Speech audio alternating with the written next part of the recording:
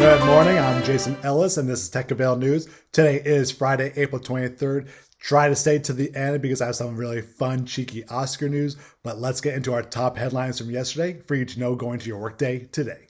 So, of course, last night were the Oscars. Oh, I'm sorry, I meant the Independent Spirit Awards, but is there really even a difference anymore? I have to say, for the past 5 years, they're pretty much the exact same award show besides one or two differences, but I digress. Anyways, the award show did happen last night, and I will say pretty predictable with a couple little upsets that, are preludes to the Oscar. The most predictable of it all, No Man Land won for Best Picture and Chloe Zhao won for Best Director. It feels like a shoo-in for them for the Oscars. I'll be very shocked if it doesn't happen. Do I think it deserves it? No. I think No Man Land is a very good movie, but it deserves the Independent Spirit Award win. I don't think it's an Oscar movie when you look back at past Oscar winners of Titanic, Lord of the Rings, Gladiator. I don't think No Man Land stands up to those type of films. That's just my personal opinion. Other winners include Carey Mulligan for Promising Young Woman for Best Female Actor, which I will say I think people are expecting Frances McDormand to win for the Oscars. By the way, the Oscars are happening Sunday night, so be on the lookout for our Monday report on that.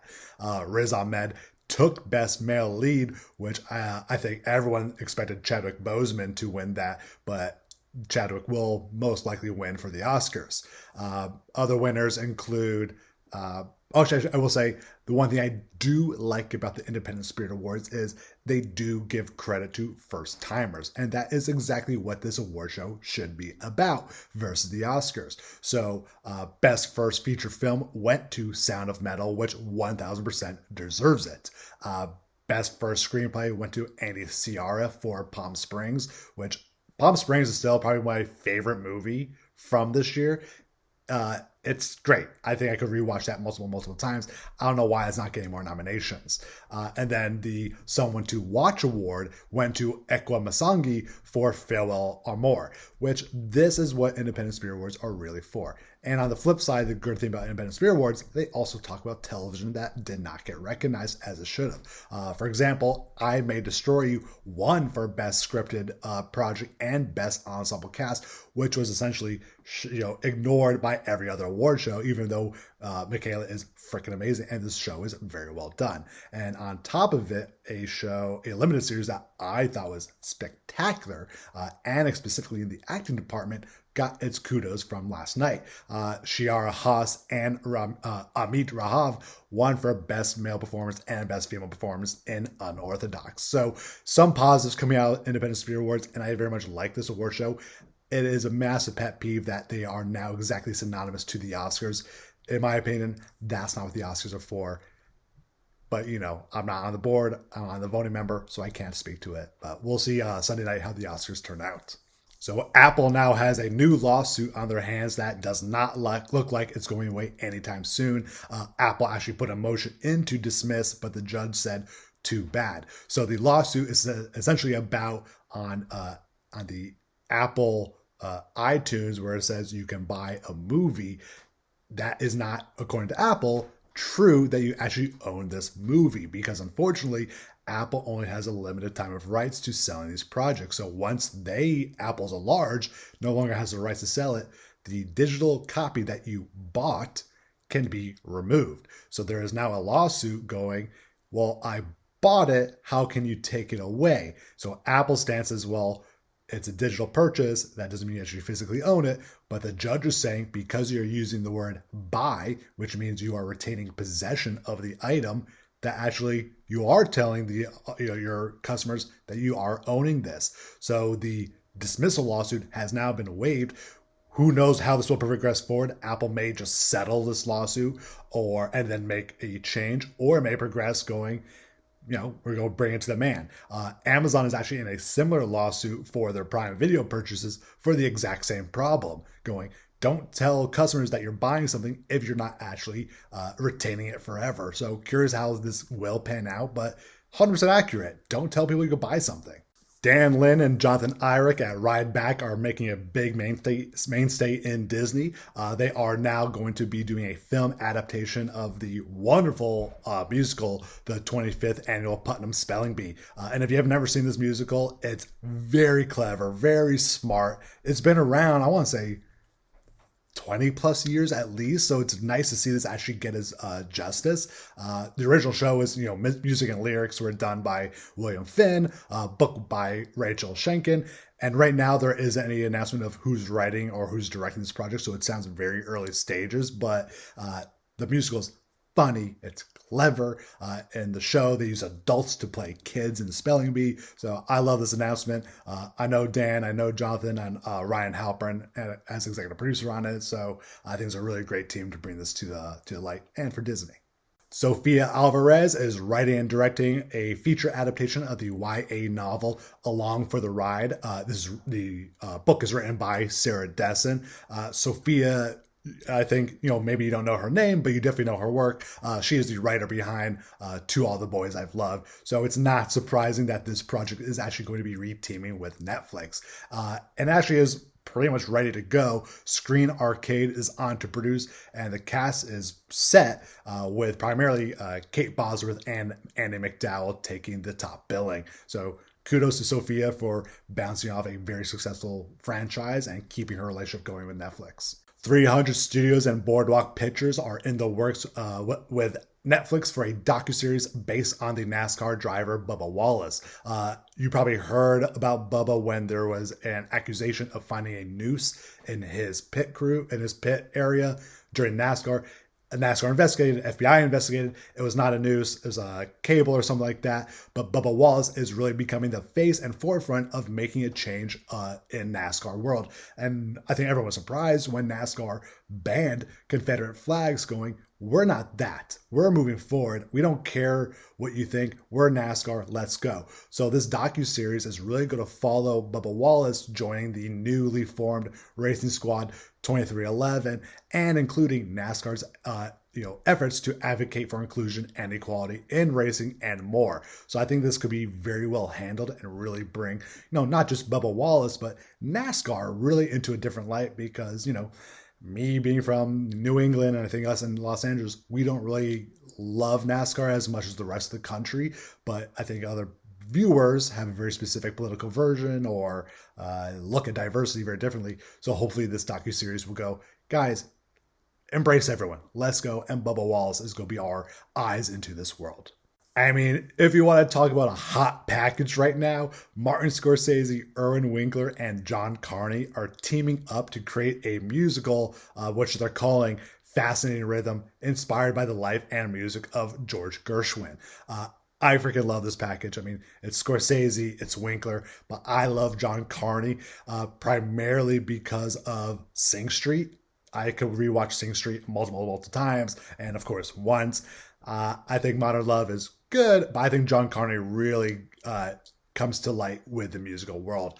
Of course, this is about Geroge Gershwin, who is one of the best American composers, to exist. Unfortunately, he died at a very young age of 38, and the fact that he has so many hits, including, An American in Paris, the song Swanee, Rhapsody in Blue, the song I Got Rhythm, and of course the opera Porgy and Bess. So to see these heavy hitters come to make a Geroge Gershwin project, it's going to come out well. So they're right now bringing this package out. So I'm very curious of A, where it goes, but B, what they pay for, because this ain't going to be cheap. New York Comic Con is going to be returning with an in-person convention later this fall. This is in flux from our Comic Con out here, which usually happens in the summer. They have pushed that to being during Thanksgiving, which a lot of people are going, I'm not spending Thanksgiving at San Diego Comic Con. They are, of course, in New York, going to make sure this is very COVID safe as possible. And this should be on everyone's radar, specifically for our clients or actors or employees who will be invited to this, going, well, how are you going to maintain this? I know it's a little tongue-in-cheek, but Comic-Con is essentially going, no hugs, no high fives, we're going to keep socially distanced. But it's a conversation to be had going, is it ready to have our clients go to giant conventions like this and pending regulations for safety, health safety. At the same time, they will be holding a virtual event with the in-person, time. They have not really explained what the virtual event will be. I hope it is just live televising all the panels, but who knows? But interesting to see that this Comic-Con is set to come back in the fall. All right, let's jump into some attachment news. Let's start off with Justin Simien, who is really known for being the director of Dear White People. He has been brought on to helm Haunted Mansion for Disney. This is once again coming from Dan Lin and Jonathan Eyrich of Ride Back Pictures. They are producing that and then writing as Katie Dippold. This has been in development for a long time. I know everyone had the Eddie Murphy movie, and I actually very much like that version. I'm curious how Justin is going to go about this, and I really hope they don't fuck this up. Haunted Mansion is my number one ride at Disney World and Disneyland. It is a coveted piece of IP. If they go about this incorrectly and make it too soft or even too scary, it's a fine line, and you're going to piss off fans. So I think Justin's a very good director. I think Aladdin that Rideback did was good. I didn't think it was great. So I'm really hoping that Disney does this one justice just because it's so coveted to fans. And I'm going to say, I'm one of those fans. I fucking love this IP. So we'll see what happens. I'm curious, but I do like Justin as the director for this. Stephen Strait has been cast in the independent feature Five Below to be directed by Mike Lahan. I think this concept is going to be potentially interesting, even though it's being under wraps, but they're kind of saying it's going to be a take on meta-human and the sci-fi genre, and it's being penned by Nick Brown. And you probably know Stephen Strait from The Expanse. It is literally the best reviewed show right now. It consistently gets like 95, 100% on Rotten Tomatoes. I'm so happy that Amazon bought it. I know Steven personally, but the fact that The Expanse really isn't getting the recognition in the awards circuit besides the Peabody and the Saturn Awards is shocking, because The Expanse is one of the best views of civilization, analysis of civilization out there. So you should tune in if you have not watched this. Everyone's essentially going, it's Game of Thrones in space. Adria Arona is set to play Andy Garcia's daughter in the Warner Brothers and Plan B reboot of Father of the Bride. I'm going to start off by saying I very much like Adria Arona. I think she's a great actress. She's talented. She's beautiful. She's always plays these really nice cheeky roles. So I love her. But I am 100% questioning, why are you rebooting this? Father of the Bride is just kind of one of those amazing classics and just shouldn't be touched. It's fantastic as is. That's like going, let's talk about, The Notebook. Let's reboot Notting Hill. These are just such classic movies that going, just don't touch it. Yeah, I get it. I'm a big fan of Adria. I'm a big fan of Andy Garcia. And I get, they're doing the Latin X twist on it, so it's not going to be a, clear reboot. It's just one of those opportunities where I'm going, okay, HBO, Warner Brothers / HBO Max is taking a known title, rebooting it. It just doesn't feel fresh. We already know the Obi-Wan Kenobi series for Disney Plus is having a massive cast with a lot of really great names. But they have just announced that Maya Erskine, who is really known for Pen 15, is joining Disney Plus' series in a great supporting role that should be lasting about 3 episodes. But I very much like Maya. She's funny. She has a really great, quirky, smart tone to her and her acting style. So I think she's going to probably be a really nice comedic relief to probably a more serious project.